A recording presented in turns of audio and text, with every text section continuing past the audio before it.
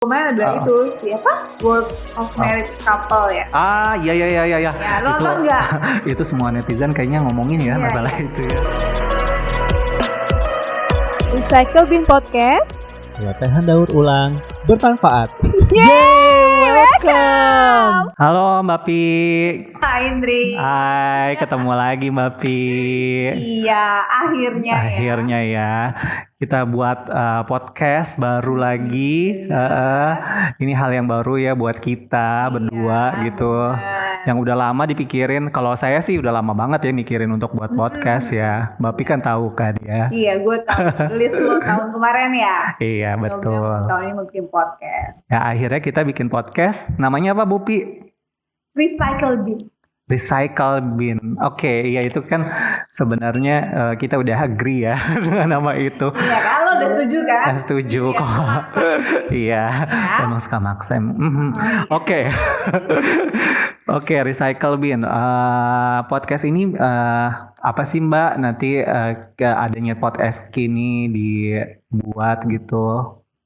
Rencana kita. Kita sepakat bikin podcast ya, kemarin ketemu kan. Mm-mm. Di Lebaran tuh. Ngobrol, nyambung. Karena kita ngobrolin Soal yang satu hal yang sama yang kalau saya pribadi itu memang gue ngerasain mental health issue itu sangat relate banget sama kehidupan gue gitu. Karena kan pertemanan kita semi coaching. Kita udah temenan udah lama banget ya Mbak ya.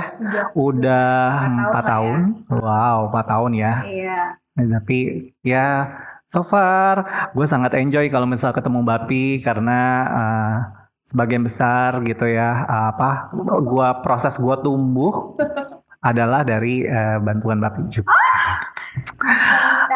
Oke.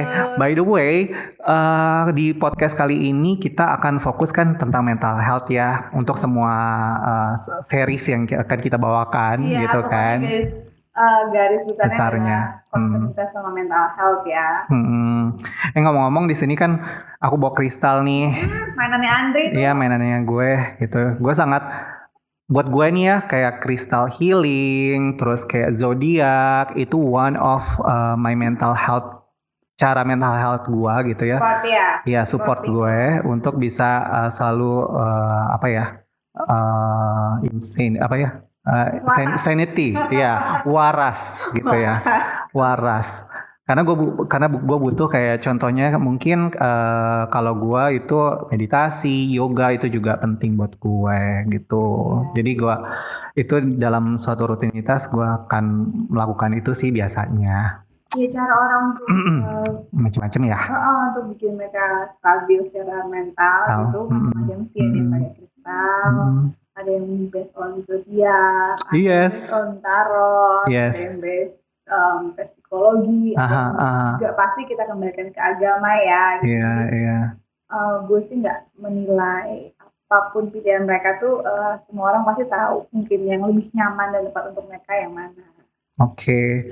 Dari tadi gue ngomongin Mbak Pi, kita kenalan dong lebih dalam gitu tentang Mbak Pila gitu ya. Juga dong, kita mesti kenal lo juga. Gue juga ya. Gue siapa gitu ya. Kok nongol gitu kayak orang kenal gue aja gitu kan. Oke.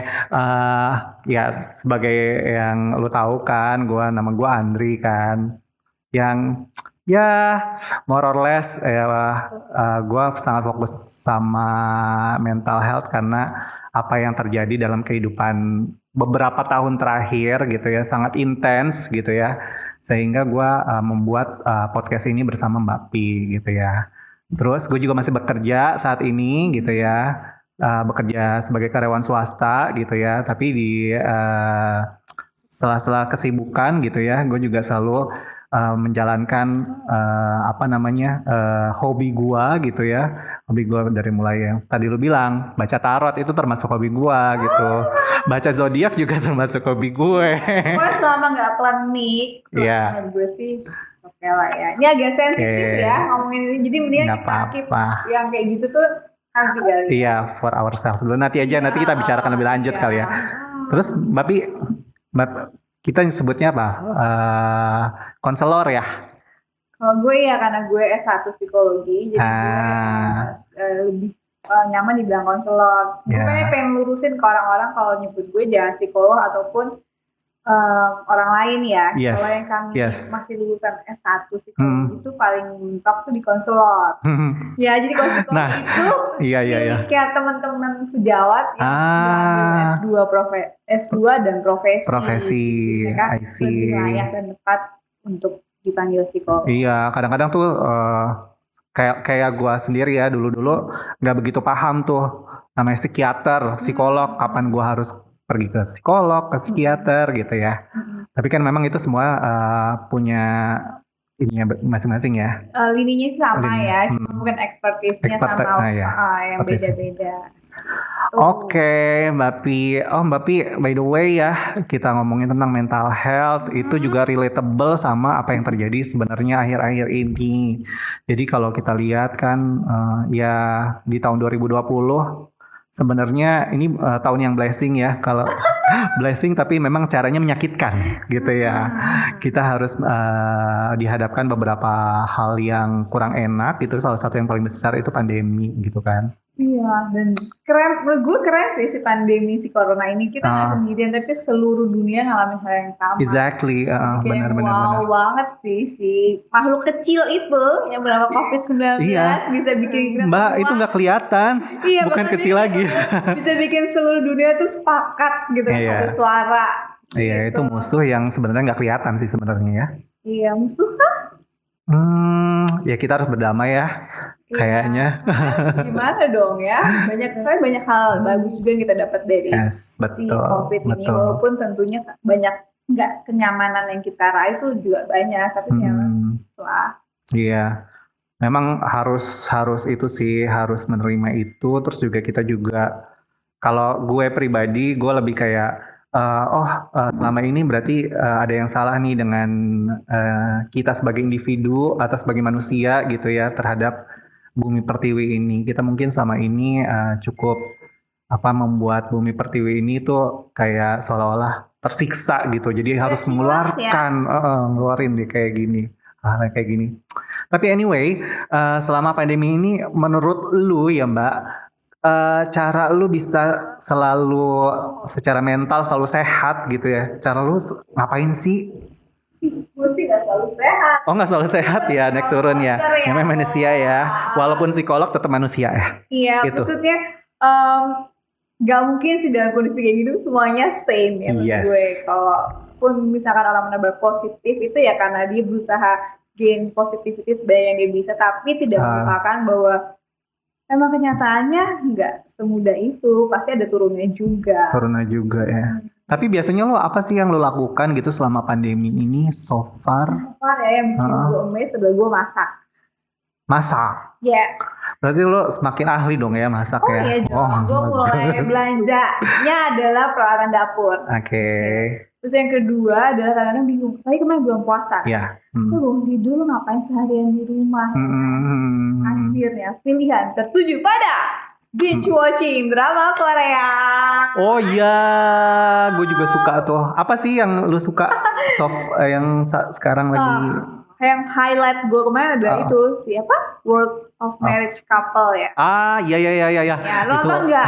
Itu semua netizen kayaknya ngomongin ya masalah itu ya. Justru itu karena gue kadang-kadang suka pengen tahu ya, yang itu kenapa sih bikin happening. Akhirnya gue tonton lah. Iya, dan gue juga nonton juga kok. Tapi emang gue nggak nonton di awal-awal sih, maksudnya kan itu happeningnya kalau nggak salah di awal Januari ya, di awal tahun. Iya, gue memang kalau nonton drama selalu kalau udah selesai sih. Gue sanggup penasarannya. Terus kalau gue sih merasa terkontrol sama mereka. Iya itu. Tapi nonton itu beneran bikin penasaran kan? Iya, cuma kayaknya kontrolnya lebih di gue. Kalau gue mau pause, gue mau udahan ya udah gue nonton besok lagi. Sama gitu. Lah, gue juga merasakan yang sama. Karena gue udah dikontrol sama kondisi yang kita nggak boleh keluar rumah segala macam. Kayaknya udah terlalu banyak batasan ya. Jadi gue butuh sesuatu yang I take control.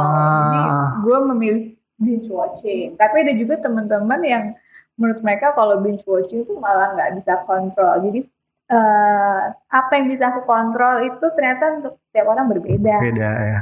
Sebenarnya apa sih yang lu suka dari movie itu? Itu kan menurut gue ya secara energi ya. Kalau gue nonton ya, gue nonton beneran kayak maraton gitu, nggak berhenti-berhenti. Tapi energi gue terkuras habis gitu. Antara kesel, benci, kayak gimana ya? Secara emosi tuh udah kayak campur aduk gitu.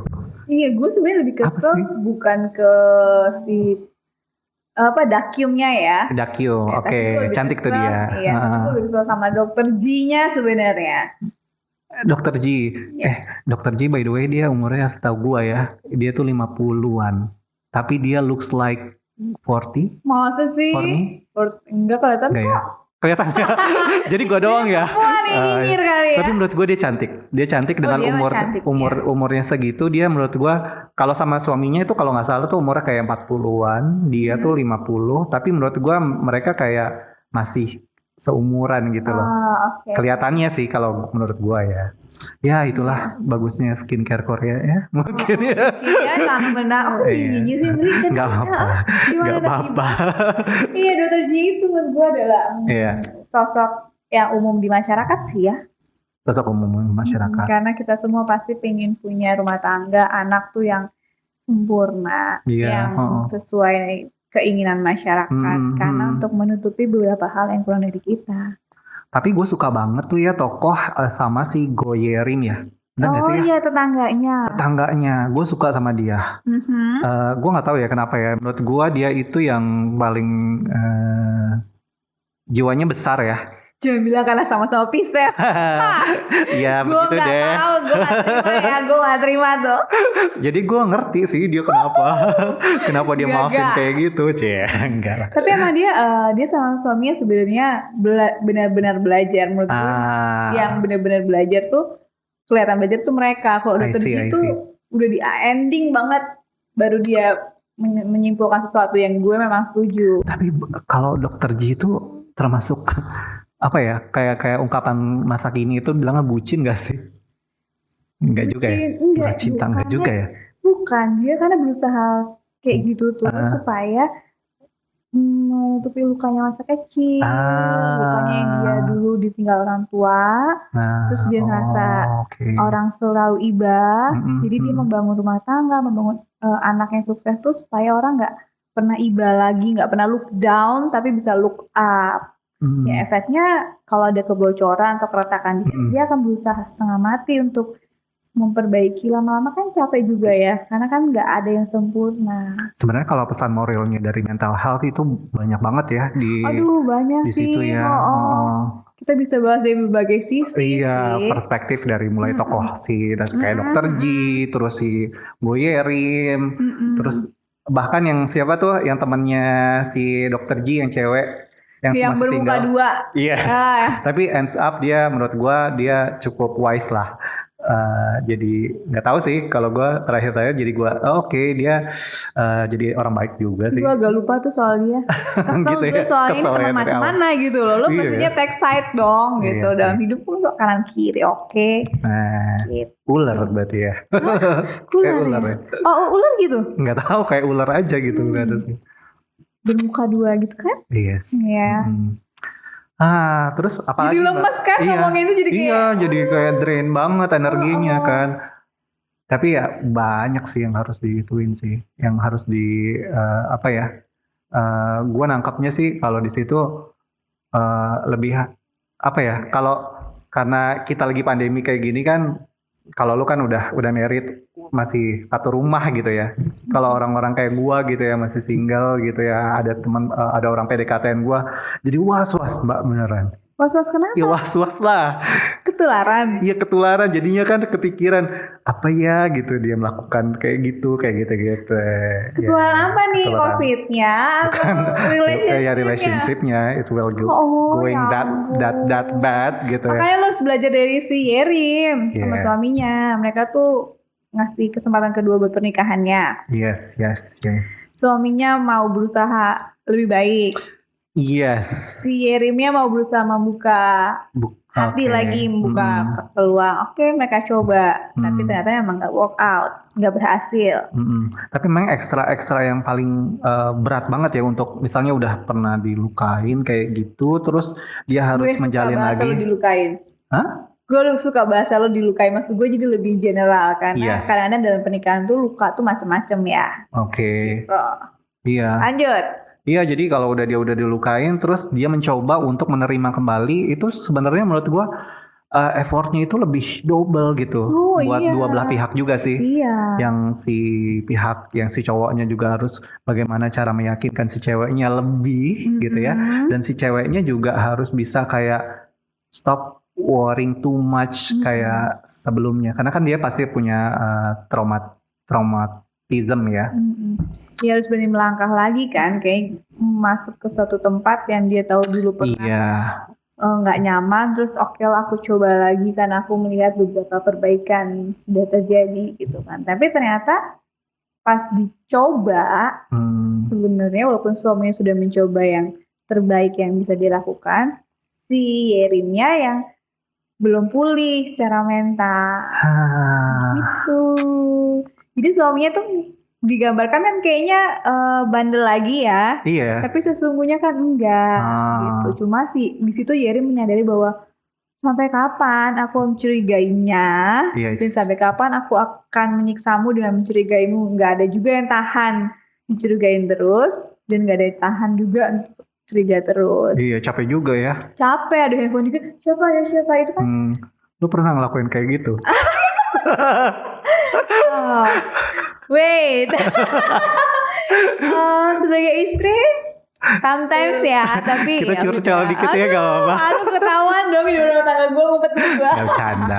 Oke, kan ya pokoknya itulah ya, itu kan cuma film by the way, tapi bisa kita ambil kan, bisa ambil manfaatnya, tapi juga jangan dijadiin baper juga gitu kan. Iya, ke bawah. Iya, jangan kayak netizen pada nyerang si siapa itu namanya yang cewek cantik Dakyun itu kan. Iya. Kan kesian gitu, dia nggak tahu apa-apa gitu kan. Tahu apa-apa sih. Tahu apa-apa ya. Udah tahu sih siapa suaminya itu punya istri gitu kan. Ya enggak, maksudnya dia secara Instagram, sosial media itu diserang, Mbak. Dia kan kasihan, maksudnya. Iya, gitulah. Dia cuma menjalankan perannya sebagai pelakor kayak gitu. Kasihan ya. Tapi ya mungkin ya ada beberapa dari kita yang kurang wise gitu untuk melihat. Semoga lebih wise lagi nanti. Saking masuknya itu film bagus ya. Kalau sebagai pembuat film pasti mereka happy. Iya, mereka happy, mereka sukses, merasa kita sukses. Kita kayak ini ya, ngerti sinematografi lah, kayak gitu-gitu, so tau nih emang. Kayak sinematografi itu deh, lebih ke scene-nya yang bukan ya? Pokoknya nggak tahu deh. Ya udah. Terus apalagi yang lo ini kan udah kayak kalau ngomongin tentang yang tadi ya, itu kayak drain banget emosinya. Kalau misal di situasi pandemi, kayaknya kurang pas kalau kita nggak lihat nonton yang lucu-lucu gitu juga. Ya, abis itu gue nyoba seru. Lo nonton apa lagi sih? Ini Sky Castle. Karena kan biasa ya. Lucu juga nggak? Enggak. Kalau ada satu series selesai, hampa. Bingung kan lo mau ngapain lagi, ya kan? Nonton Sky Castle 1 episode pertama. Ternyata ya, isinya tentang dunia orang tua.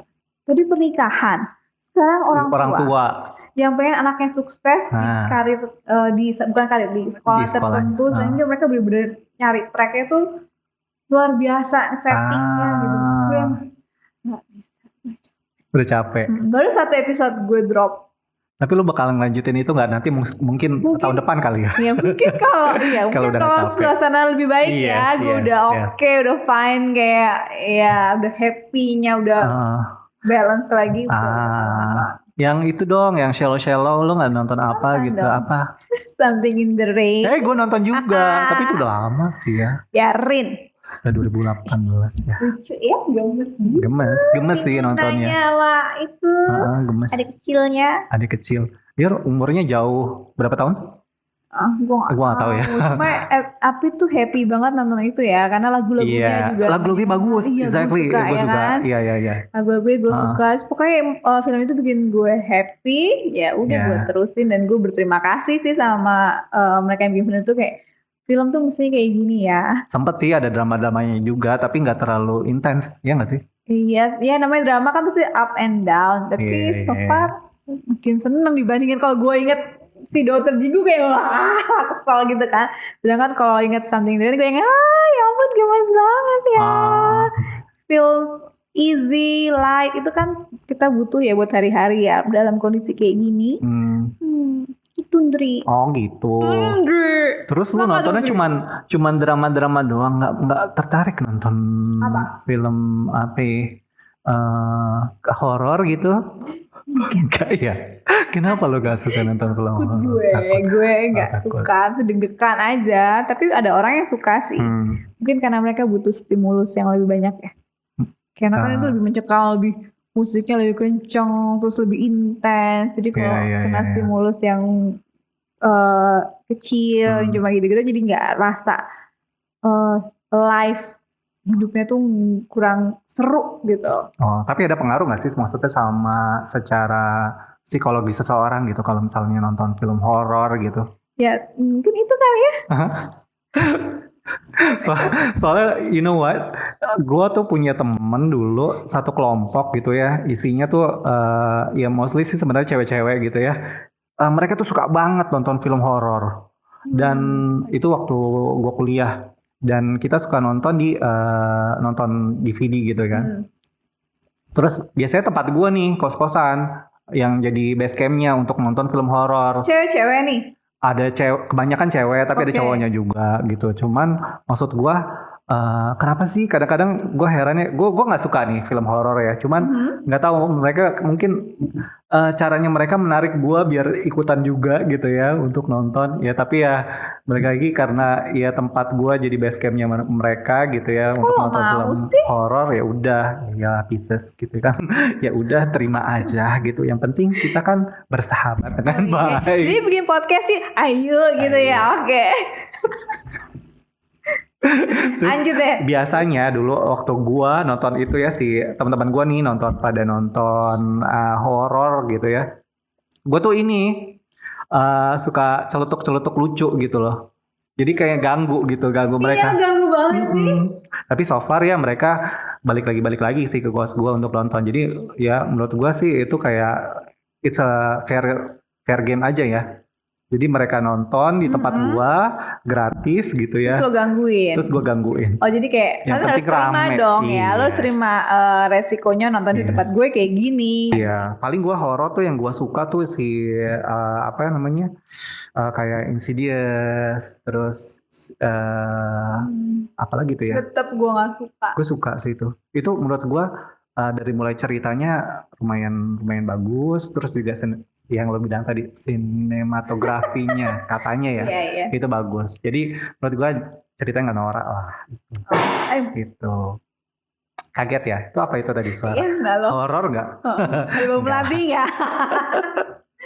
Ya intinya sih bebas aja kan orang mau milih genre yang mereka tonton. Mau melodrama, mau horor, mau apa sih romcom ya, bebas aja. Sama kayak selama pandemi lah, lakukan apa yang lo nyaman aja. Tapi selama mereka itu nggak terlalu get into that movie gitu, maksudnya nggak terlalu dibawa perasaan banget ya, baper gitu ya. Baper gitu. Tapi kadang-kadang kalau bisa nonton drakor tuh pasti baper. Baper gitu ya. Kalau misalkan lihat pemerannya ganteng atau cantik tuh bisa kita interviewnya lah atau apa. Ya kan? Itu kan Pisces harusnya kayak gitu. Kayak semua makhluk gitu kayak gitu ya. Udah deh, gue salah berarti salah nilai gitu. Jadi tiba-tiba. Pokoknya kalau satu drama Korea selesai pasti kalau gue ya ada beberapa waktu tuh kayak masih yang adore mereka seminggu lah maksimal, nanti lupa baru ikut drama Korea baru gitu. Seru ya. Terus selama pandemi lagi lo ngapain aja Mbak selain nonton itu ya? Ngapain ya Andri? Lo ngapain? Lo deh? Gue ngapain kerja sih, work from home. Kerja mulu, tapi ya so far ya alhamdulillahnya gitu ya masih itu diberikan kesempatan untuk selalu bisa bekerja gitu ya. Mungkin di luar sana ada yang orang-orang yang kurang beruntung gitu ya. Cuman ya di situasi kayak gini apapun semuanya tuh selalu disyukurin deh Mbak. Kalau gue sih. Iya, tapi itu dia gue bilang kemarin gue habis lihat si Esther Perel, psikoterapis gitu. Memang sih kondisi sekarang tuh kita harus banyak positif, harus punya rutinitas supaya kita berasa hopeful, ada harapan. Tapi juga harus belajar menerima, berani bilang bahwa ini suasana yang sangat nggak nyaman, kita merasa kangen sama keluarga yang jauh, banyak keterbatasan yang harus banyak keterbatasan lah yang dulu kita bisa lakukan jadi enggak. Jadi bahwa memang kondisinya nggak nyaman, tapi kita mencoba yang terbaik yang bisa kita lakukan. Betul. Jadi jangan apa ya? Gue bilang jangan naif banget bahwa ini kondisinya baik-baik aja semuanya, malah lebih bagus. Iya memang lebih bagus. Ada hal bagusnya, tapi realitasnya juga harus kita injek dulu ini bahwa memang ya, sama kayak film itu berarti kalau misalnya kita disakitin gitu ya, kita harus menerima nih rasa sakit dulu gitu ya. Ya benar. Kayak gitu ya. Pinter ya gue ya. Baca buku di mana lo? Enggak, gue kan karena gue belajar dari lu gitu, gue bertumbuh. Oh ya ampun, Nobri, terima kasih ya. Gue ada kalimat-kalimat yang menurut gue cukup thoughtful gitu ya. Kalau ketika gue menjalani suatu hubungan gitu, hubungan itu selalu harus ada bertumbuh gitu, baik dari fisik, mental, spiritual, pokoknya di segala hubungan apapun, dari pekerjaan, orang tua gitu, kita harus bertumbuh. Gitu. Wow, gue suka sih. Itu gue belajar dari sebenarnya dari lu, dari Sakala. Oh ya ampun, I'm so honored. Yeay, makanya kayak sekarang nih kita tumbuh nih, kita bikin podcast ya. Kita bikin podcast pertama gitu yang udah pernah dipikirin mungkin jauh-jauh hari, akhir kejadian juga, dan kejadiannya itu justru malah di pandemi kayak sekarang. Iya bener, ini sesuatu yang gue gak sangka ya, di kondisi yang gue jujur kayak roller coaster ya, mesti gue naik turun, kadang kesel harus keluar rumah pakai masker, gak bisa kemana-mana, kadang juga happy ngeliat langit biru, bisa di rumah kumpul sama anak. Jadi roller coaster, kadang naik, kadang turun, terus tiba-tiba ada kegiatan positif kayak gini, gue yang kayak wah, apa ya rasanya? Rasanya kayak ya makin hopeful aja. Makin bersyukur juga ya. Oke. Nanti mungkin kita akan ada di sesi-sesi podcast selanjutnya, kita banyak banget ngulik tentang masalah mental health. Boleh yuk. Ya, mental health tuh macam-macam ya. Ya mungkin lu banyak menemukan hal-hal yang ini. Kalau gue biasanya hanya membaca gitu ya, mengamati dari luar gitu ya, sama mengamati diri sendiri gitu ya. Ya itu macam-macam. Nanti kita bakalan banyak ngomong tentang mental health gitu ya di podcast ini, di seri-seri selanjutnya sama Mbak Pila. Atau mungkin nanti kita akan undang juga beberapa narasumber kali ya. Biar seru. Pokoknya intinya kan kita berusaha membahas sesuatu nggak over the top, pakai bahasa yang kita bisa ngobrol sehari-hari. Betul. Jadi harapannya lebih bisa sampai ke teman-teman juga lebih santai gitu, karena mental health itu penting dan harus dibiasakan. Karena kalau jaga mental health itu nggak cuma harus nggak bisa cuma satu kali, tapi memang harus continue sepanjang hidup. Sip. Oh iya, jadi kepikiran nanti kita akan ngomongin itu ya, bagaimana cara kita kan setiap orang kayak tadi lu bilang cara untuk how to make your mental stay healthy itu macam-macam gitu kan. Kita akan bahas ya kira-kira satu secara in general aja, mungkin satu-satu apa aja gitu nanti di sesi selanjutnya. Sesuai gitu. Nama kita kan Recycle Bin. Kita mendaur ulang aja tema-tema yang mungkin orang lain pernah obrolin, tema yang kita pernah baca. Pokoknya nggak harus something new, cuma terkadang kan orang butuh afirmasi ya. Meyakinkan diri bahwa apa yang gue percaya, gue pegang prinsipnya benar gitu. Mudah-mudahan kita bisa jadi salah satu itu tempat orang-orang teman-teman kita berpikir bahwa ternyata cara gue udah tepat, atau gue mungkin perlu shifting ke sini. Iya, afirmasi, ngomong-ngomong afirmasi, gue punya loh tarot yang berfungsi untuk afirmasi. Nanti kita akan ngobrolin juga gitu masalah tarot gitu. Iya, tarot bukan yang tadi bilang, bukan melulu tentang klinik ya, mistik enggak, tapi mungkin secara psikologis bisa digunakan gitu ya. Pakai untuk melihat perkembangan. Tadi lakukan ini tulus sharing, supporting sama teman-teman yang punya concern soal mental health. Mungkin juga kalau ada yang pengen topik ditanyakan ya, bisa bilang ke kita mau dibahas tentang apa. Yang mungkin yang lebih spesifik gitu, yang lagi sekarang terjadi kira-kira ya ada pokoknya beberapa hal yang belum kita touch gitu kan, bisa disampaikan aja, kelewatin. Tapi seru banget kok. Kita akan selalu ada di podcast ini gitu ya, dan rutin gitu ya, kita akan mudah-mudahan ya. Terus bantu teman-teman juga untuk bisa lebih stay healthy, baik physical juga dan mentally. Iya gitu. benar, karena kesehatan mental tuh kadang terabaikan gitu. Kayaknya kalau mental itu cuman kayak kurang iman, ada beberapa orang yang ngomong kayak gitu. Padahal enggak, kalau namanya ngejaga kesehatan mental harus ke konselor, datang langsung ke psikolog. Enggak, padahal ada hal yang bisa kita lakukan sendiri di rumah rutin. I see. Oke deh, thank you Mbak Pila hari ini. Sampai jumpa di podcast berikutnya. Bye-bye.